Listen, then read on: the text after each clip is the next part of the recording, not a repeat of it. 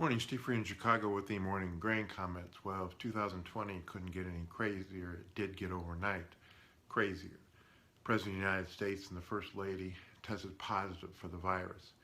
So now everyone's trying to figure out, what this means for who's governing the country and the government, and how many other people might have been in contact with the person that might have given the President and the First Lady the virus. There are rumors that maybe that person was in contact with Biden and also the Speaker of the House.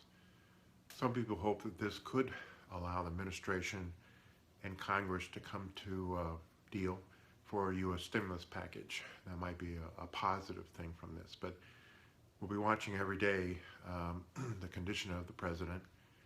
And we go back to some policy and protocol when President Reagan was shot, just to see what happens down the road. As far as other news, overnight grain prices are lower, stocks lower, and crude's lower, and gold's a little bit lower, all on the uncertainty of the president. And the grains, we're also seeing some long liquidation after Wednesday's USDA surprise report and the sharp rally. Yesterday, U.S. farmers were better sellers of beans, but still reluctant sellers of corn. The weather is now going to be a big impact. Look at Southern Plains, U.S. dry for the next couple of weeks. Brazil is dry for a week, and then maybe might get some shower activity. Argentina's dry for 2 weeks. Russia is dry for 2 weeks and maybe 3 weeks, and Europe is now getting too much rain. As far as private guesstimates of the crop, overnight we saw one group come out with a corn and bean crop estimate a little bit lower than their previous estimate, but it's still right in line with the USDA numbers. If the USDA does not lower the corn and bean crop on October 9th, we would expect a bearish reaction.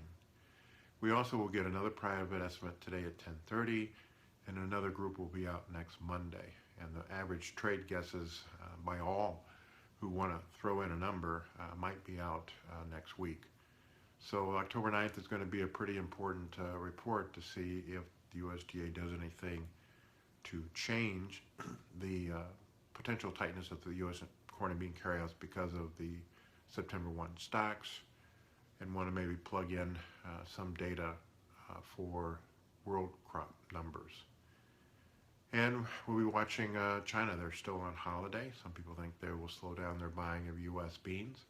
But we'll be watching the Brazil weather, and then we might get some additional demand if Brazil stays dry. So all in all, a very crazy day, negative market reaction to the president's news. We'll be watching the weather. We'll be watching the fund activity. They are still long the grain markets. But this week we had some very wide trading range, and maybe that's the new trading range for a while, until we figure out what U.S. corn and soybean harvest yields are, what goes on in Washington, China, and the weather around the world. As always, these are my thoughts and not those of ADM or ADM Investor Services. Have a safe and profitable trading day. Please be safe, and remember, always treat people like you would like to be treated yourself.